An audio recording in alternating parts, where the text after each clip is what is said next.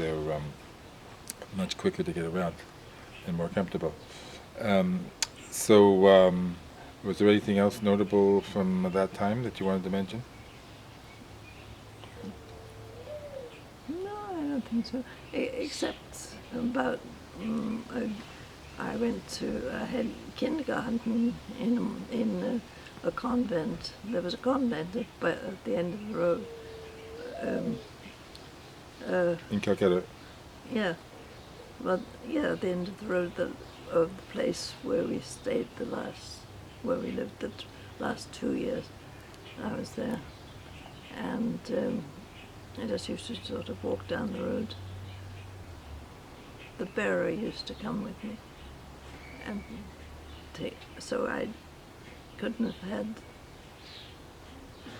an ayah then. Couldn't have had what? I couldn't have had an ayah at that time because I remember the bearer used to take me. Was a bearer like just a household servant? The household ran the household. Or ran the household, so not just an ordinary servant, but someone higher up in charge of the other servants? How many servants were there? I mean, how many servants did you have? You lived in an apartment or a house or apartment? No, there were very few houses at that time. I think only very, very rich people had a house. Everybody lived in flats, as they were called.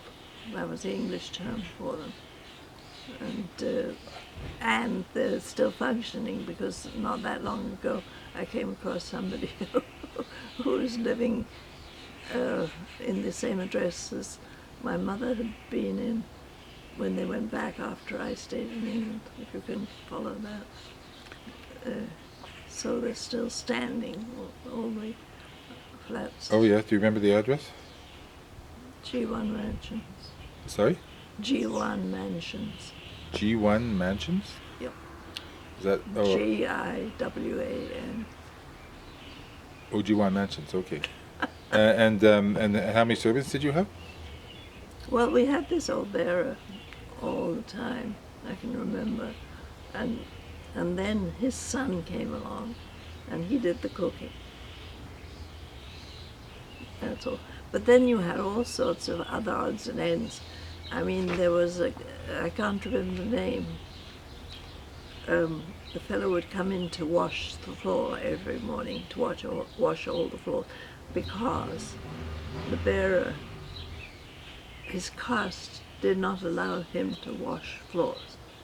Really? Oh. Yeah, you see. There were all sorts of restrictions like that. And there were other things I can't remember, where they had to be done by another person. So there were various people who came in briefly, but the bearer was the only one who was there all the time. Yeah. Well, he didn't sleep there. They had little sort of houses at the back, sort of just sleeping place. Oh, like shacks behind the apartment building where the servants slept? Well, I think it was a row of building, whatever you care to call it. Of what? Well, it wasn't. I mean, it was bricks and all like what I remember. I mean, properly built place. But it wasn't shacks. There were brick houses behind the apartment building. No, it was a row of them. A long row of brick. Yeah, rooms? because they only slept there. That's all they did. So they were just small rooms for sleeping. I suppose so. Oh, you never went in, I guess. You never went in. No. No. Yeah. No. And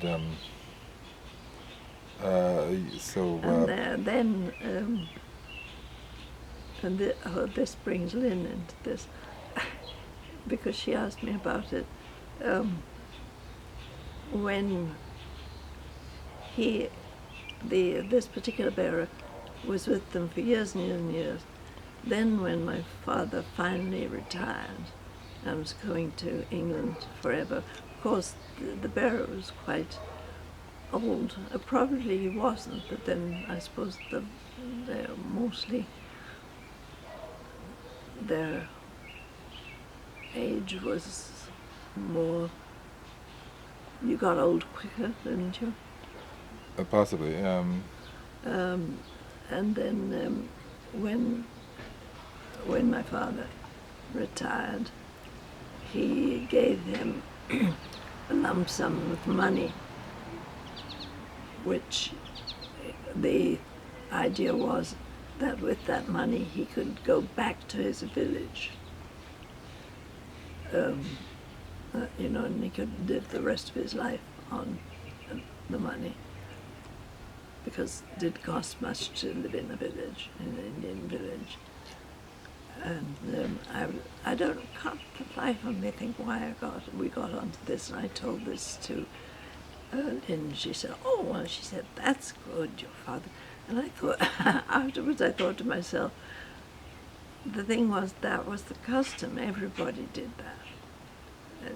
And I know my father wouldn't have done it if it was just off his own bat. I'm sure it was a sort of thing. It would have to be a question of everybody did it, So, He was cheap, or yeah, well, I don't think he had much money. And, anyway, okay. Let me just what's the time?